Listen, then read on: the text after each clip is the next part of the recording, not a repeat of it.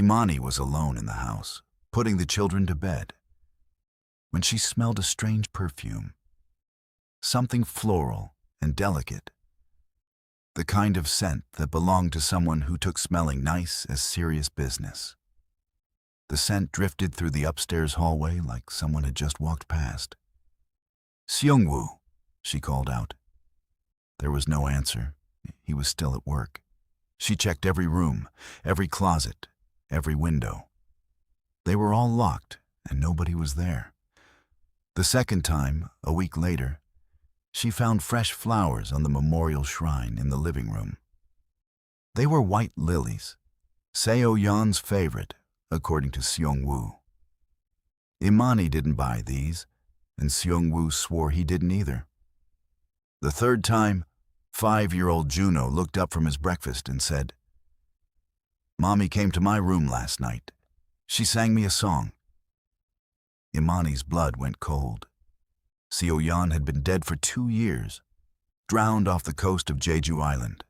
Her body was never found. But something was in this house, and it knew things only a mother would know. Imani Brooks met Han Sung-woo at a grief counseling workshop in Manhattan. She was there because her younger brother Darius died in a car accident 8 months earlier, and her therapist suggested group sessions might help with the anger she carried around like a brick in her chest. Darius was 24. He was driving home from his night shift at the hospital where he worked as a nurse, and a drunk driver ran a red light and hit him broadside. He died at the scene. Imani spent the first 6 months after his death oscillating between numbness and fury. She couldn't sleep, couldn't focus on her work as an interior designer, couldn't stop replaying the phone call from the police that tore her life in half. The grief workshop was held in a community center in Midtown, a fluorescent-lit room with folding chairs arranged in a circle. Imani went to 3 sessions before she actually spoke. In the 4th session, she said Darius's name out loud for the first time since the funeral, and cried so hard the facilitator had to pause the group. After the session, a man approached her in the hallway. "I'm sorry about your brother," he said in careful English with a Korean accent. "I lost someone too, my wife, 2 years ago." He was tall, well-dressed, with a face that carried sadness in a way that made him look distinguished rather than broken. His name was Han Sung-woo. He was 41, a Korean businessman who ran an import-export company with offices in Manhattan and Seoul. His wife, Yoon Seo-yeon, drowned during a family vacation in Jeju Island. They were walking along the coastal cliffs when she went ahead of him. He heard a scream. By the time he reached the edge, she was gone. The water was rough, the rocks were sharp, and her body was never recovered. "How do you do it?" Imani asked him. "How do you keep going?" "I have 2 children," Sung-woo said. "They need a father who functions. So I function." There was something about the simplicity of that answer, the raw practicality of a man who kept himself alive for his children, that resonated with Imani. She understood survival as a discipline rather than an emotion, and she practiced it every day. They started talking after sessions, then before sessions, then outside of sessions, coffee at a cafe near the community center, walks through Central Park, dinners at quiet restaurants where they talked about their grief and their lives and the exhausting work of pretending to be fine. Seung-woo was attentive and gentle. He listened when Imani talked about Darius, remembering details she mentioned weeks earlier, asking follow-up questions that showed he cared about her brother as a person and not just as a tragedy. He told her about Seo-yeon, how they met in college in Seoul, how she was quiet and artistic, how she loved white lilies and rainy afternoons and reading poetry on the balcony of their apartment. "She was the calm in my life," Seung-woo said. "I'm intense driven, always moving. She was still, peaceful. She balanced me. You must miss her terribly. Every day. But missing her doesn't help my children. They need stability, routine, someone who shows up. So I show up. He introduced her to the children 3 months into their friendship. Yuna was 7, quiet and watchful, with her mother's face and her father's serious eyes. Juno was 5, energetic and loud, always running, always talking, the kind of child who filled every room he's entered. Imani fell for the children before she fell for Seungwoo. Yuna attached to her slowly, cautiously, the way children do when they've already lost one mother and are afraid to trust another woman. She'd sit near Imani but not too close, watch her with curious eyes, and occasionally offer small gifts. Sometimes a drawing, other times a pretty rock from the park, even a cookie she saved from lunch. Juno attached immediately and completely. He climbed into Imani's lap the first time they met and announced, "You smell nice. Daddy smells like office." "What does office smell like?" Imani asked. "Boring." She laughed, and Juno decided she was his person. The romance with Seungwoo developed slowly, built on shared grief and mutual respect, and the intimacy of two people healing in each other's presence. Their first kiss happened 6 months after they met, standing outside the community center after a session where Imani finally talked about the guilt she carried. Guilt that she was alive and Darius wasn't. Guilt that she hadn't called him that night. Guilt that kept her awake at 3 in the morning, bargaining with a God she wasn't sure she believed in. "You're not responsible for what happened to him," Seungwoo said. "I know that intellectually. But grief doesn't care about intellect. No, it really doesn't." He reached for her hand, and she let him take it, and they stood there on a Manhattan sidewalk while taxicabs blurred past and the city noise faded into something almost quiet. "I want to kiss you," he said. "I've wanted to for weeks, but I need to know if you're ready. I don't know if I'm ready, but I know I want you to." He kissed her gently, carefully. Imani kissed him back with the hunger of a woman who spent 8 months feeling nothing and finally wanted to feel something again. After that, things moved quickly. Dinners became sleepovers. Sleepovers became weekends together with the children. The children became the gravitational center of everything. Imani helping with homework, reading bedtime stories, learning to cook Korean dishes that Yuna and Juno liked. "You're good with them," Seungwoo said one evening, watching Imani braid Yuna's hair while Juno sprawled on the floor, drawing pictures of dinosaurs. "They're easy to love." "Not everyone thinks so. Children of widowers come with baggage." "Everyone comes with baggage. At least theirs is cute." He proposed 8 months after their first kiss. They were in his apartment in Manhattan, the children asleep in their rooms, the city lights painting the living room in gold and blue. "I know this is fast," he said. "I know we've only been together 8 months, but I haven't felt this certain about anything since Seoul. Imani noticed he said, "since Seoul," rather than ever. She filed it away and said yes anyway, because she loved him and she loved his children, and she believed in what they were building. They married in a small ceremony in Seoul. Seungwoo's family, Imani's mother and best friend, who flew in from Chicago, the children carrying flowers down the aisle. It was intimate and beautiful, and Imani cried from happiness for the first time in over a year. Then they moved into the family home in Hanamdong, and everything changed. The house was beautiful and suffocating. a 3-story modern hanok in one of Seoul's most exclusive neighborhoods. Designed with the clean lines and natural materials that Korean architecture did better than anywhere else in the world. Seung-woo built it for Seo-yeon early in their marriage. Every room reflected her taste, her aesthetic, her presence. And she was everywhere. Her photographs lined the hallways, wedding photos, family portraits, candid shots of her holding the children as babies. Her books were still on the shelves, her handwriting still on the calendar in the kitchen where she'd noted Yuna's ballet classes and Juno's doctor appointments. Her clothes still hung in a section of the master bedroom closet that Seung-woo asked Imani not to touch. "I'll move them eventually," he said. "I'm just not ready yet." Imani understood grief. She still kept Darius's basketball jersey in her dresser.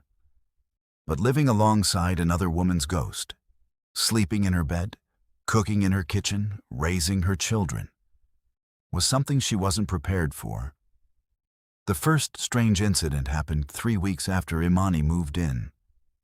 She was unpacking her things in the master bedroom when she smelled perfume, something floral and expensive.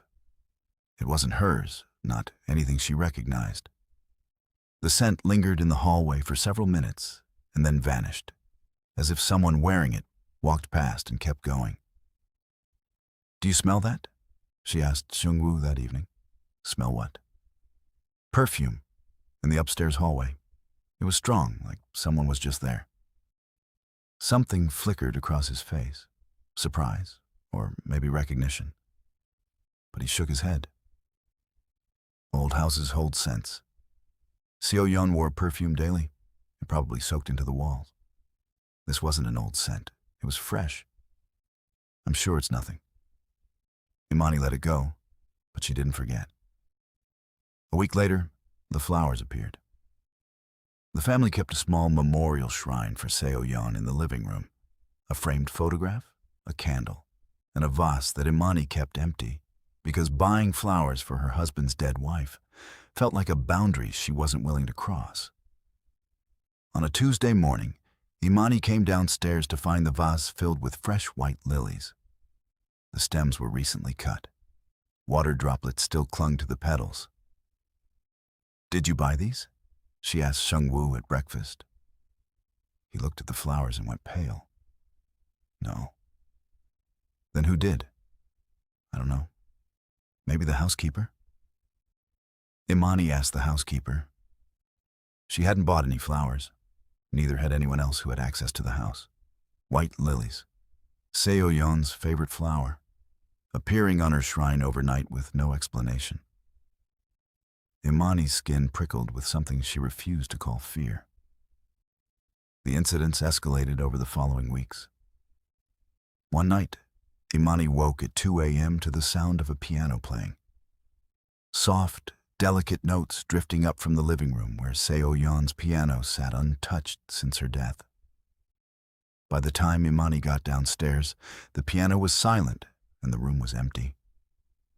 But the piano lid was open, and when Imani touched the keys, they were warm, like someone just finished playing.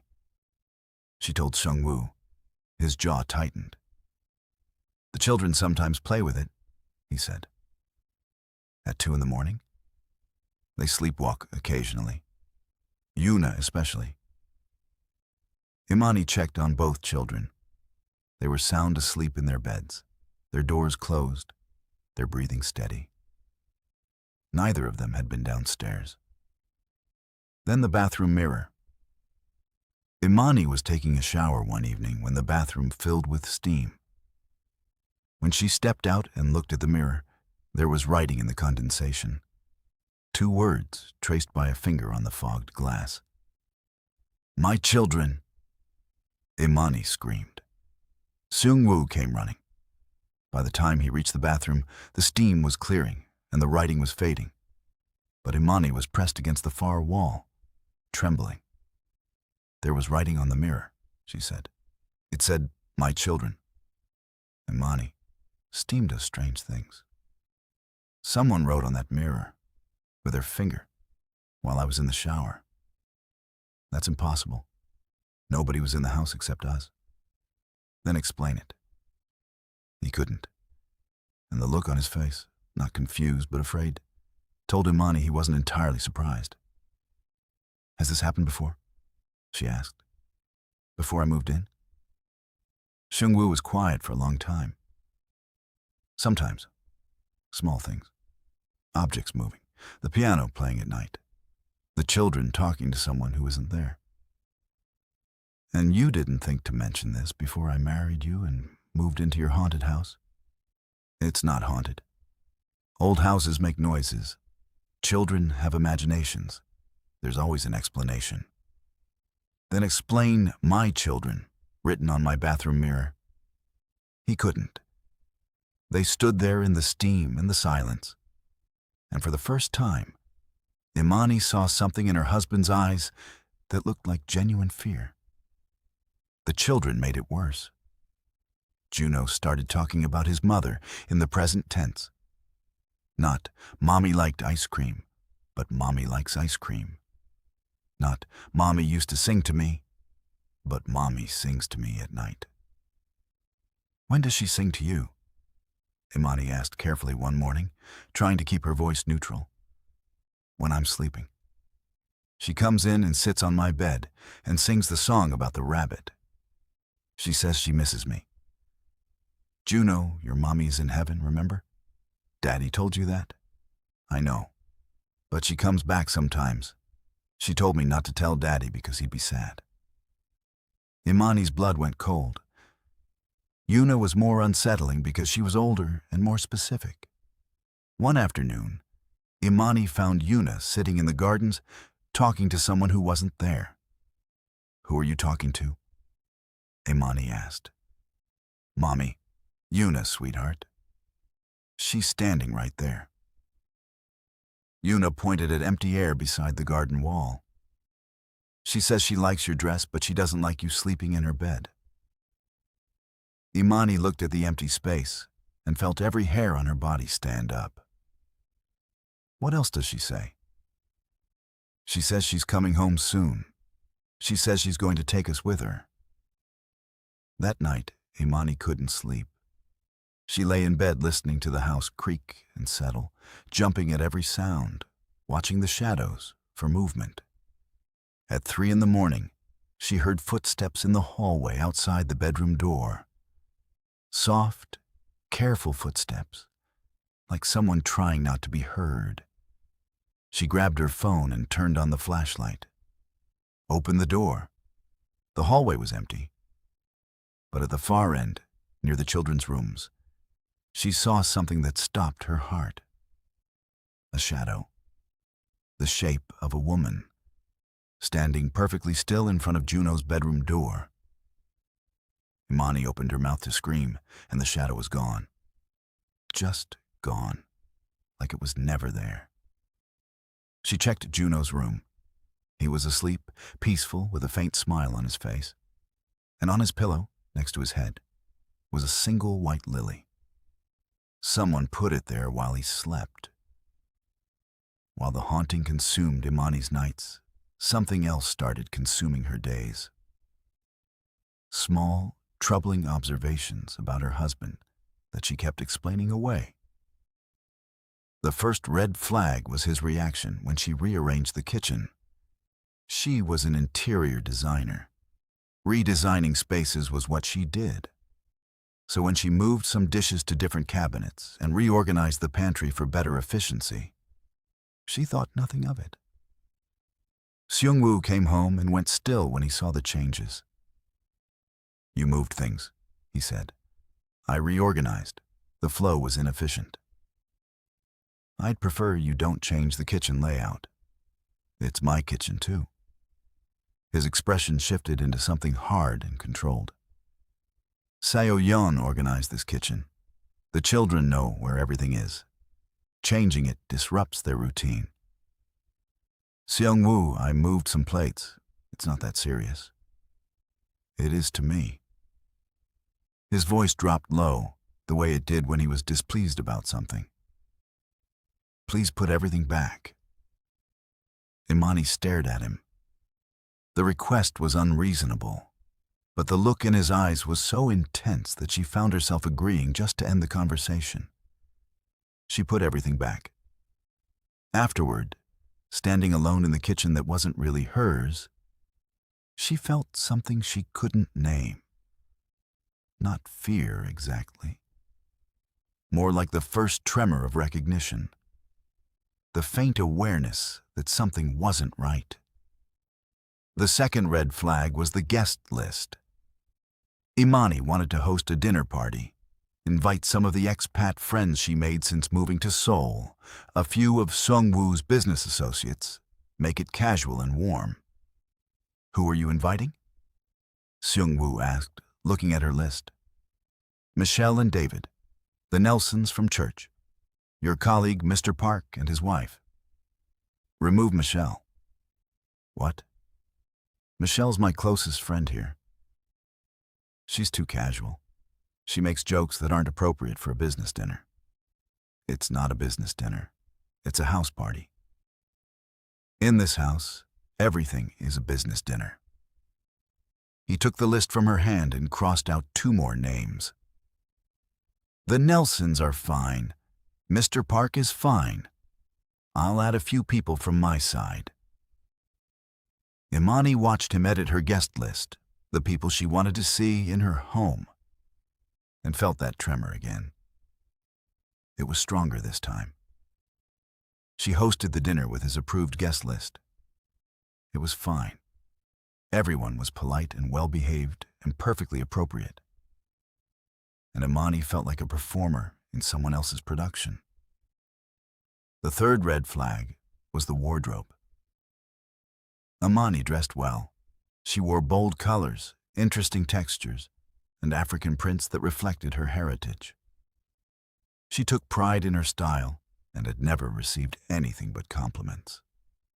Until Seung-woo started making suggestions. "That dress is a bit bright for the fundraiser," he said one evening as she was getting ready. "It's emerald green. It's classic.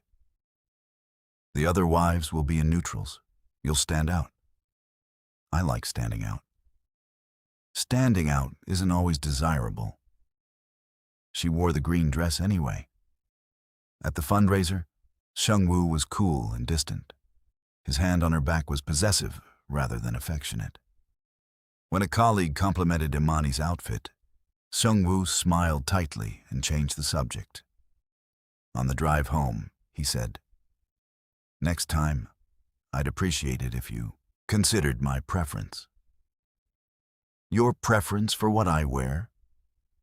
"My preference for how we present ourselves as a family. I have a reputation to maintain." Imani looked out the car window at the Seoul night and thought about Seo-yeon. Quiet, artistic Seo-yeon who wore neutral colors and stayed in the background and never made waves. Was that what Seung-woo wanted? Another Seo-yeon, someone who could be molded into the perfect wife? She pushed the thought away. He was grieving. He was used to a certain dynamic. He'd adjust. But the thought kept coming back.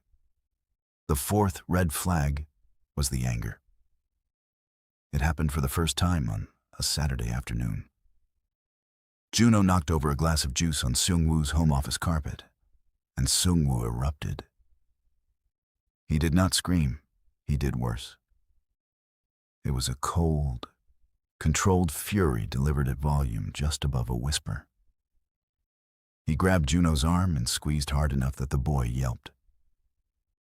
"How many times have I told you not to bring food into my office?" "I'm sorry, Daddy." "Sorry doesn't fix the carpet. Go to your room.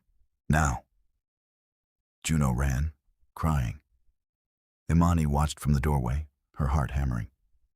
"You grabbed him too hard," she said. Seung-woo looked at her with flat eyes. "He needs discipline." "That wasn't discipline. That was aggression. Don't tell me how to parent my children. Our children. They're our children now. They're my children." The words landed like a slap. Imani stepped back involuntarily, and she saw something flash in Seung-woo's eyes. It was the awareness that he had crossed a line, followed immediately by a practiced softening of his expression. "I'm sorry," he said, running a hand through his hair. "I didn't mean that. I'm stressed from work. You're right. I shouldn't have grabbed him." He apologized to Juno later, bought him ice cream, played with him in the garden until Juno was laughing again. The incident apparently forgotten. But Imani didn't forget. She watched Yuna during dinner that evening and noticed something she missed before: the way the girl tracked her father's movements with hyper-aware eyes, the way she flinched when he set his glass down too firmly on the table, the way her body went rigid when his voice rose, even slightly. That wasn't the behavior of a child grieving a dead mother. This was fear. Imani started paying closer attention after that. She watched how Seung-woo interacted with the children when he thought she wasn't looking. He was affectionate in public. He would carry Juno on his shoulders, read to Yuna before bed. But in private, when the pressure of performance dropped away, he was sharp and impatient in ways that made the children shrink. He criticized Yuna's piano playing with language that no 7-year-old should hear. "That was sloppy. Your mother played beautifully at your age." Yuna's eyes went glassy, but she didn't cry. She just nodded and played it again. He snapped at Juno for being too loud, too messy, too much. "Your mother would never have allowed this behavior." Juno went quiet in a way that was more disturbing than crying, because 5-year-olds shouldn't know how to make themselves invisible. And he used Seo-yeon as a weapon constantly.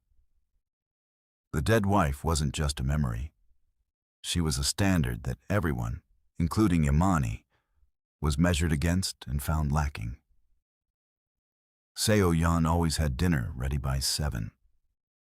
Seo-yeon kept the house spotless.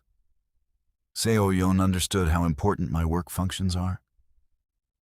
Each comparison was a small cut, and Imani was bleeding from 1,000 of them. She started to wonder, was this what Seo-yeon's life was like? Was this quiet, relentless control what drove her to walk along those cliffs in Jeju? Was her death really an accident? Or was it an escape? The answer came on a Wednesday evening. Imani was alone in the house. Seung-woo was at a business dinner. The children were at his mother's for the night. Imani poured herself a glass of wine and sat in the living room, trying to enjoy the silence. Then she heard the back door open. Her heart stopped. She grabbed her phone, ready to call the police, and moved toward the kitchen. A woman was standing in the doorway.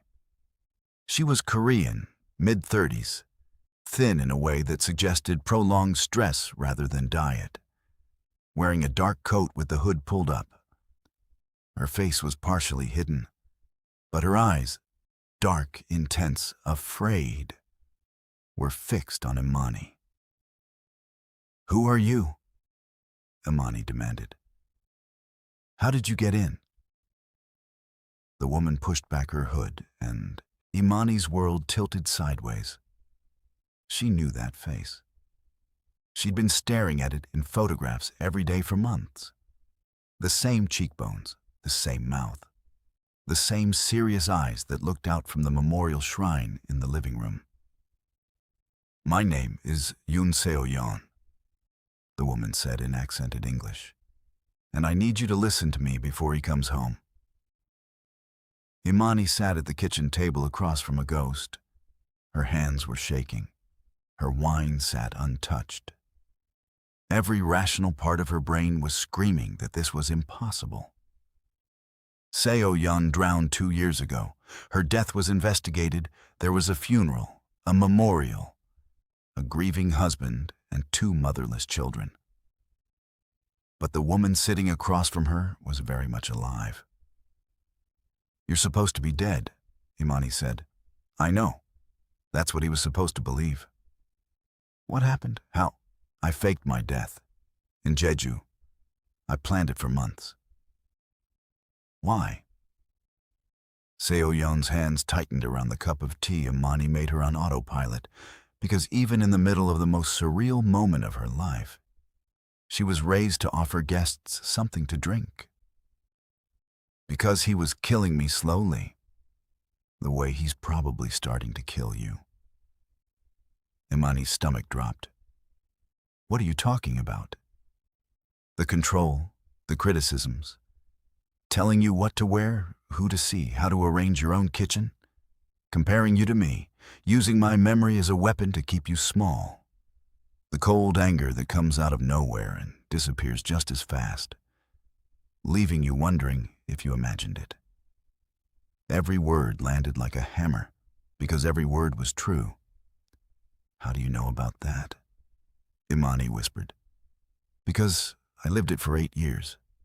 He was charming at first, attentive, the perfect husband.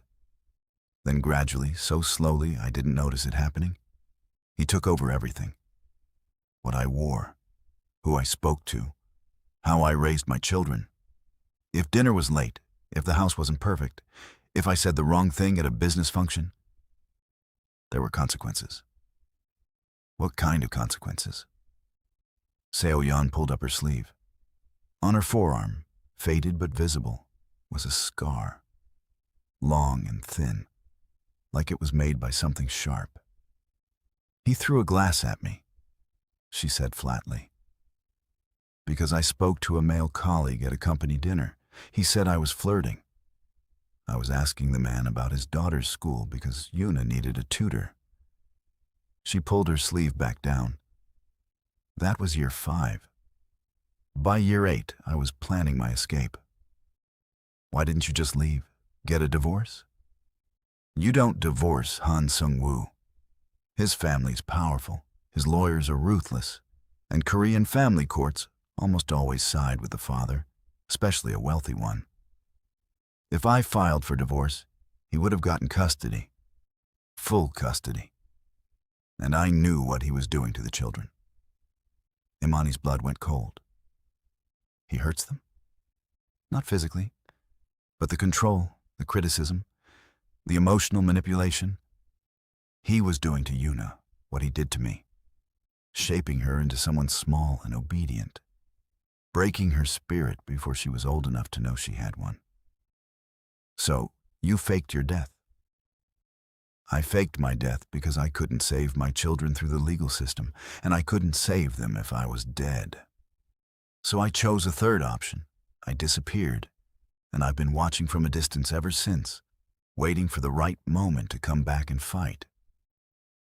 Why now? Because of you. Me?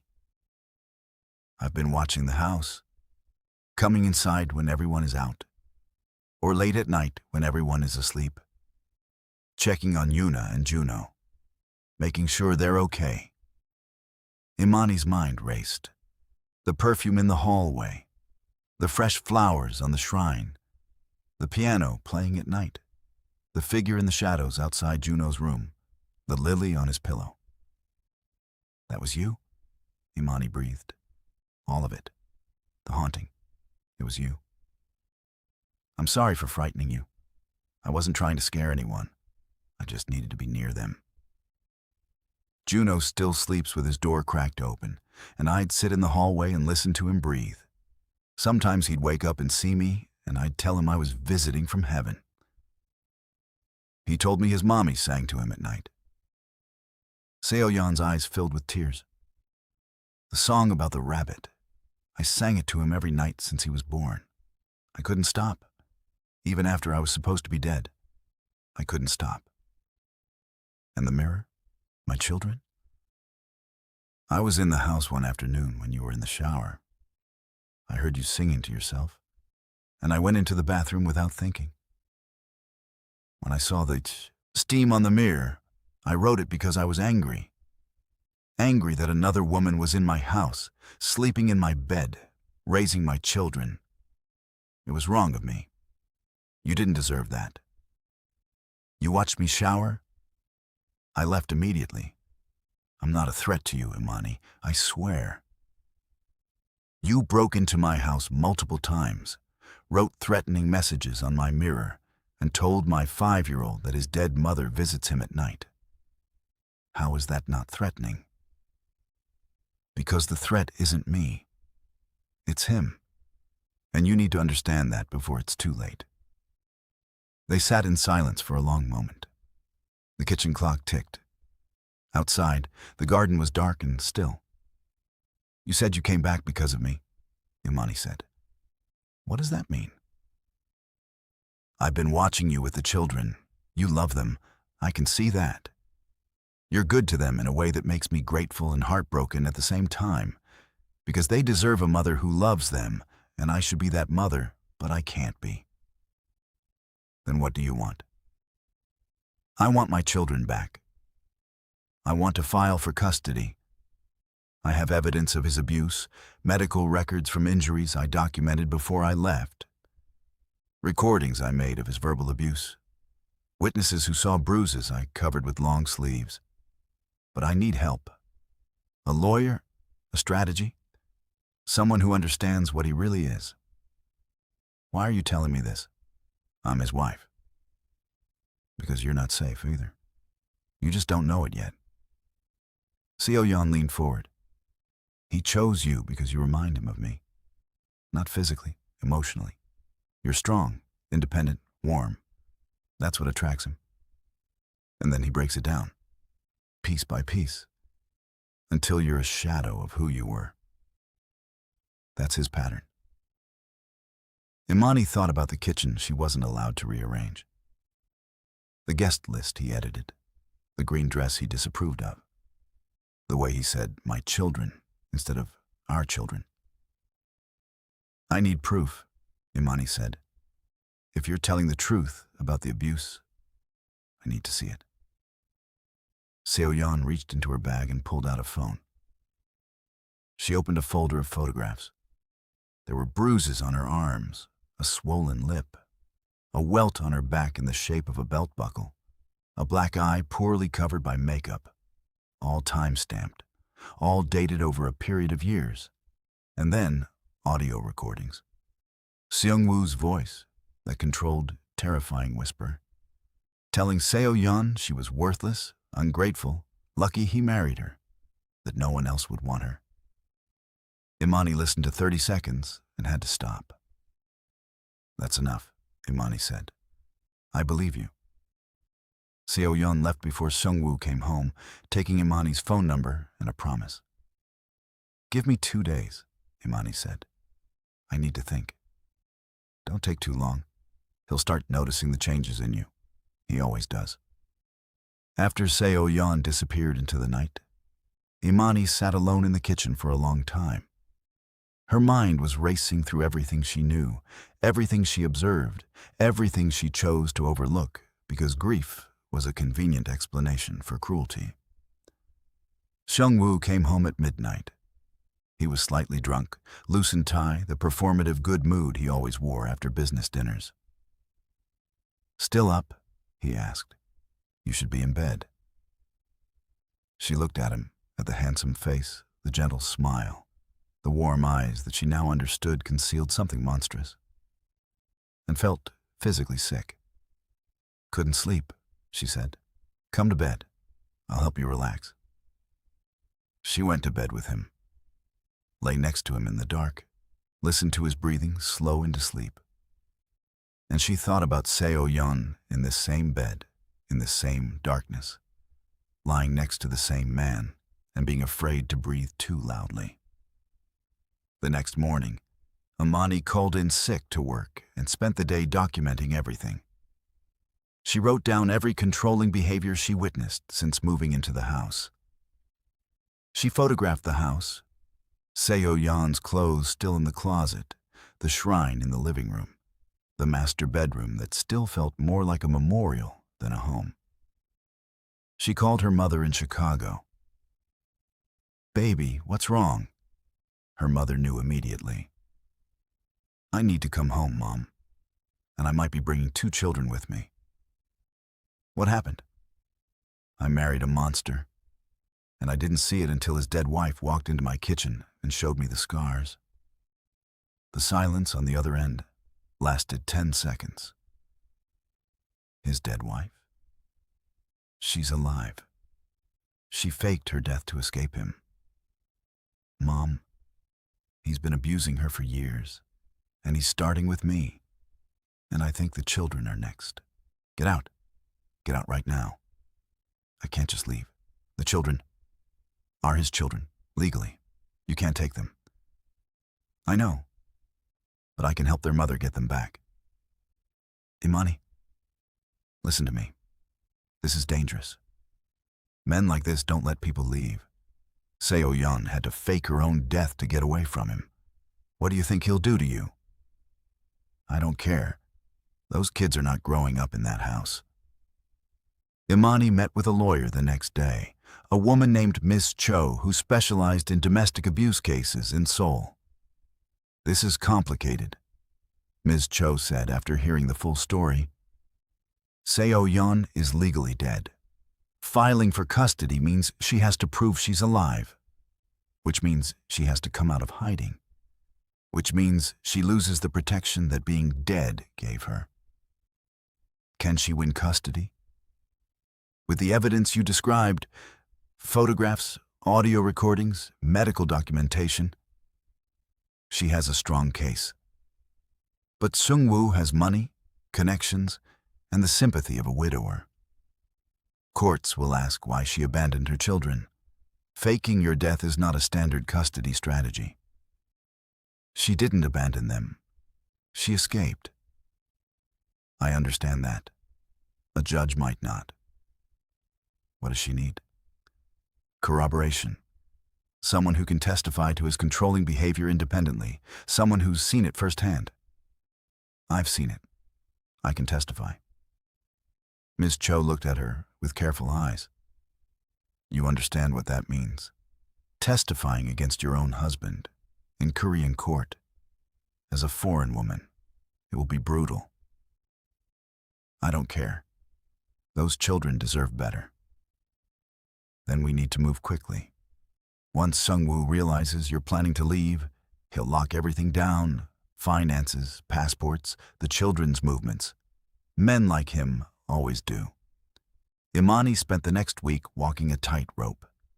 She performed the role of perfect wife during the day, cooking dinner, attending Seung-woo's functions, smiling at his colleagues, sleeping beside him at night, while her skin crawled.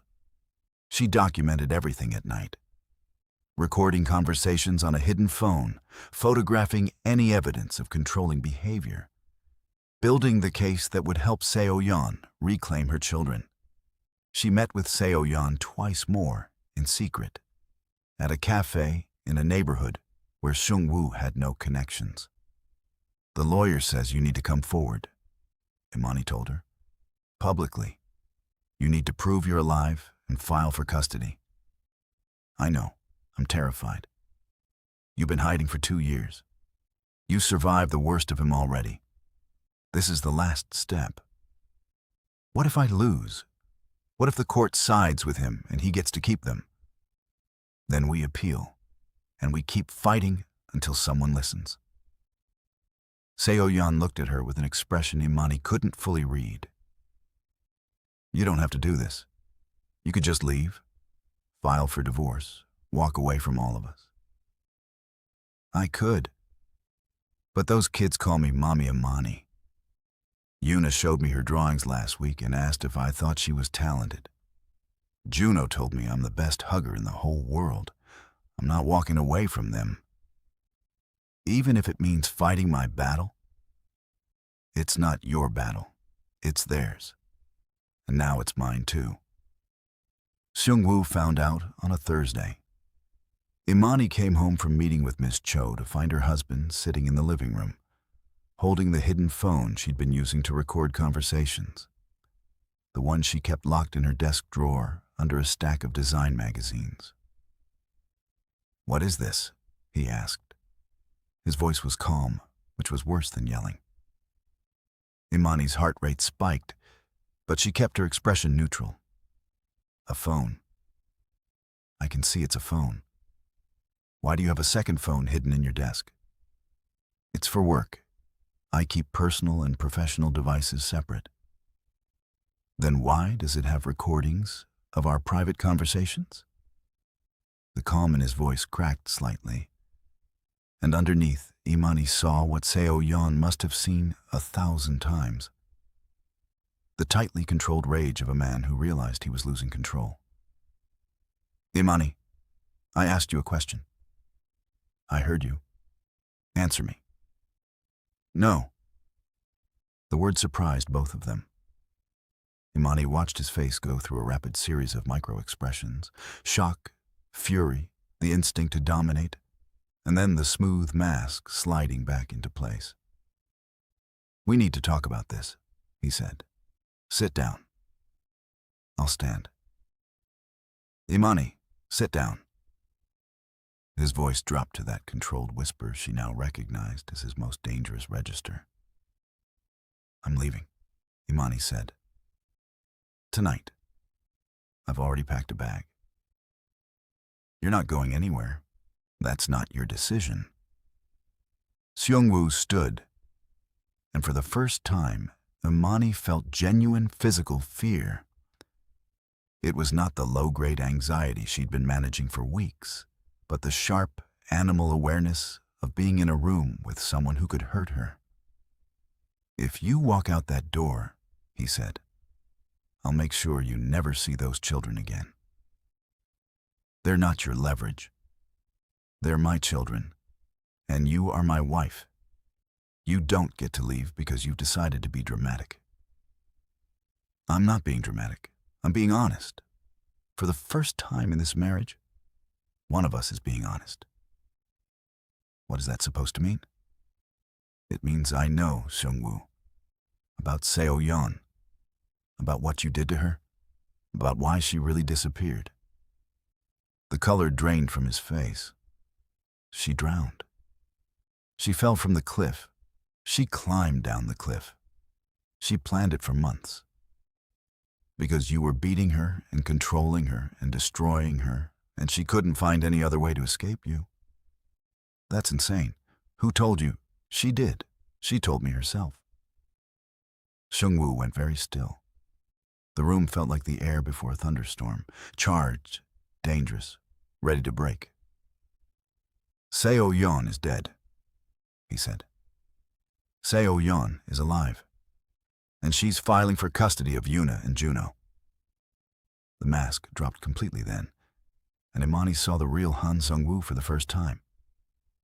Not the charming widower, not the devoted father, not the gentle man who held her at the grief workshop. The real Seung-woo, stripped of performance, cold, furious, and calculating. You need to be very careful, he said. Is that a threat? It's a fact. If Seo-yeon is alive, she committed fraud, insurance fraud, identity fraud, abandonment of her children. No court in Korea will give her custody. No court in Korea will ignore photographic evidence of domestic abuse, audio recordings of verbal abuse, and testimony from 2 separate women about the same pattern of controlling behavior. Who would believe you? A foreigner? An American woman who married a man she barely knew and now wants a divorce? They'll say you're after money. I'm not asking for money. I'm not asking for anything except to walk out that door. But those children are leaving this house. Whether it's with me or with their mother, they are leaving. Seung-woo took a step toward her, and Imani held her ground, even though every instinct told her to run. You think you can threaten me? He said. In my house? With my children? I'm not threatening you. I'm telling you what's going to happen. The police have a copy of everything on that phone. My lawyer has the photographs and recordings. Seo-yeon's testimony is documented and notarized. You can take the phone, delete the recordings, destroy every piece of evidence in this house. It won't matter. The truth is already out. It was partially a bluff. The police didn't have everything yet. But Sung-woo didn't know that. He stared at her for a long, terrible moment.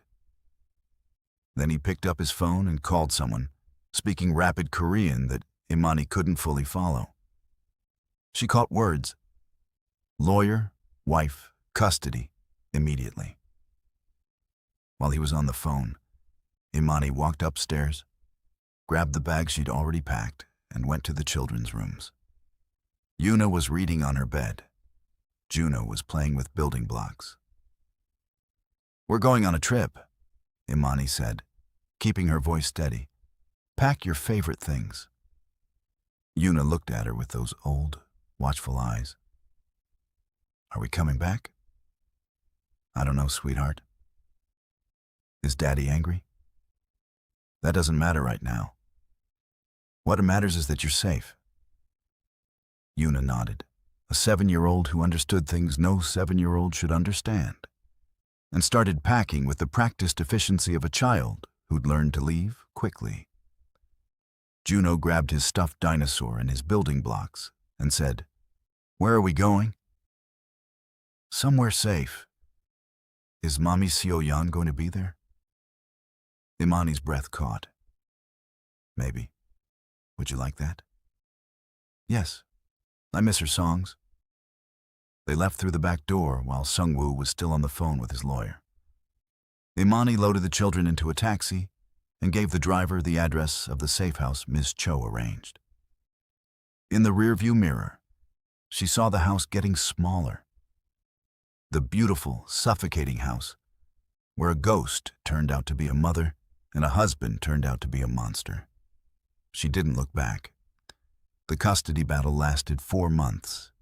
Seo-yeon came out of hiding and submitted herself to police, confessing to fraud and identity falsification. She was charged but released pending trial on the condition that she cooperate fully. Her testimony about the abuse was devastating. The photographs, the audio recordings, the medical records she'd kept hidden for years, all of it was presented in court. Ms. Cho supplemented the evidence with Imani's testimony about the controlling behavior she witnessed during her marriage. Sung-woo hired the most expensive lawyers in Seoul. They attacked Seo-yeon's credibility. She faked her death. She abandoned her children. She was mentally unstable. They attacked Imani, a foreigner who married a man she barely knew and now wanted to destroy his family. But the evidence was too strong. The audio recordings were the turning point. Sung-woo's own voice, captured on the phone, telling Seo-yeon she was worthless, telling Imani to sit down, the cold, controlled whisper that both women recognized as the sound of a man who believed he owned the people in his life. The judge granted temporary custody to Seo-yeon while the full case was adjudicated. Sung-woo was ordered to attend anger management and was granted supervised visitation only. The day the temporary custody order came through, Imani took Yuna and Juno to meet their mother at a park in Mappo-gu. Seo-yeon was sitting on a bench, looking nervous and hopeful and terrified all at once. She stood when she saw them. Juno recognized her first. He broke free from Imani's hand and ran across the grass, screaming, "Mommy! Mommy, I knew you'd come back!" He launched himself into her arms, and Seo-yeon caught him and held him and sank to her knees on the grass, sobbing into his hair. Yuna walked over slowly, carefully, the way she did everything. "Mommy," she said quietly. "Hi, baby. I'm here. I'm really here." "You're not a ghost?" "I'm not a ghost. I'm real. I'm so sorry I was gone. I'm so sorry." Yuna looked at her mother for a long moment. Then she crumbled, all the composure and caution and watchfulness dissolving at once. And she threw herself into Seo-yeon's arms and cried the way 7-year-olds are supposed to cry. Loudly, messily, without restraint. Imani stood a few feet away, watching the reunion through her own tears. These weren't her children. Not biologically, not legally. But she loved them with a ferocity that surprised her. And seeing them in their mother's arms, their real mother, alive and holding them, was simultaneously the most beautiful and most painful thing she'd ever witnessed. Seo-yeon looked up at Imani over the children's heads, tears streaming down her face. "Thank you," she mouthed. Imani nodded, unable to speak. She stayed until the children were calm, until Juno was telling his mother about his dinosaur collection, and Yuna was showing her drawings, and both of them were chattering at the same time the way they did when they were happy. Then Imani kissed each of them on the forehead, said she'd see them soon, and walked away. In the taxi back to her temporary apartment, she let herself cry properly. For the children, for Seo-yeon, the marriage that was supposed to save her from grief and instead taught her what real fear looked like. And for herself. For the woman who walked into a haunted house and found out the ghost was the only honest person in it. Imani's divorce from Han Sung-woo was finalized on a Tuesday. She asked for nothing. Not money, not property, not settlement. Just her freedom and the satisfaction of knowing her testimony helped a mother get her children back. The criminal case against Sung-woo was ongoing. He'd been charged with domestic assault based on Seo-yeon's evidence and Imani's testimony. His company's board removed him as CEO pending the outcome, and several business partners quietly severed ties.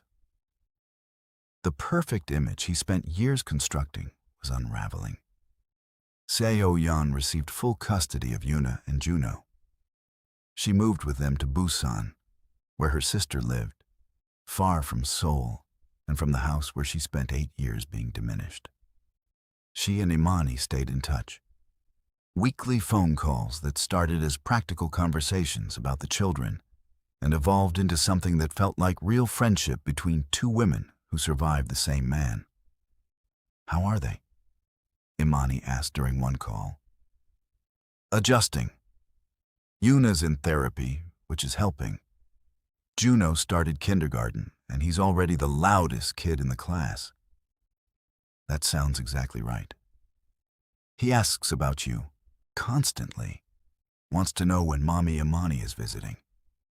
Tell him soon. Tell him I miss him." He knows. They both do. Imani moved back to Chicago. She went home to her mother's house first, spent a month sleeping in her childhood bedroom and eating too much food and letting herself be small and taken care of. Her mother didn't ask too many questions. She just made soup and braided Imani's hair and let her daughter heal at her own pace. After a month, Imani got her own apartment, started freelancing as an interior designer, built a client list from scratch, one project at a time. She went back to therapy, worked through the anger and the guilt and the complicated grief of losing a marriage that was never real. "You're not grieving him," her therapist said. "You're grieving the version of him you believed in." "Is there a difference?" "A big one. The man you fell for at the grief workshop, kind, gentle, devoted father, that man doesn't exist.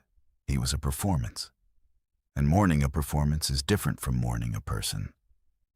It still hurts. Of course it does. You loved a story. And the story turned out to be fiction. One evening in late autumn, Imani was sitting on her apartment balcony in Chicago, drinking tea and watching the sunset paint the skyline orange and gold. Her phone buzzed. It was a video call from Seo-yeon. Imani answered, and two small faces filled the screen. "Mommy, Imani!" Juno screamed. "Look, I lost a tooth!" He grinned, showing the gap in his front teeth, and Imani laughed so hard she nearly spilled her tea. "Very handsome," she said. "Did the tooth fairy come?" "She left me 5,001. Mommy says that's a lot, but I think I need more. Negotiate harder next time." Yuna appeared behind her brother, pushing him aside with practiced sibling aggression. "Hi, Mommy Imani." I drew you something." She held up a picture, a crayon drawing of 3 women holding hands. One tall with brown skin and curly hair, one medium with straight black hair, and one small with pigtails. "That's you?" Yuna said, pointing to the tall figure. "And that's Mommy. And that's me. We're a family." Imani's eyes burned. "That's the most beautiful drawing I've ever seen." "I know," Yuna said, with the casual confidence of a child who was finally learning she was allowed to take up space. Seo-yeon took the phone from the children and walked to another room. "Thank you," she said. "I say it every time, and I'll keep saying it. You saved us." "You saved yourself. I just opened the door." "You did more than that. You could have walked away. Most people would have." "Those are my kids too." They talked for another hour about the children, about therapy, about the strange bond between 2 women who were married to the same monster and both survived him. In the following weeks, Imani threw herself into her job. She attended expos for interior designers, and it was at one of those expos that she met Michael. He was an architect who believed interior decoration and architecture were siblings. He walked up to Imani during the coffee break and struck up a conversation that reminded her of her brother. He was funny and very chill, the kind of person she loved to hang with. Michael was tall, dark, and handsome, and she fell in love instantly. When she told her mom about him over dinner, her face lit up, and she asked Imani to invite Michael over for dinner. For the first time in a while, Imani had something to look forward to.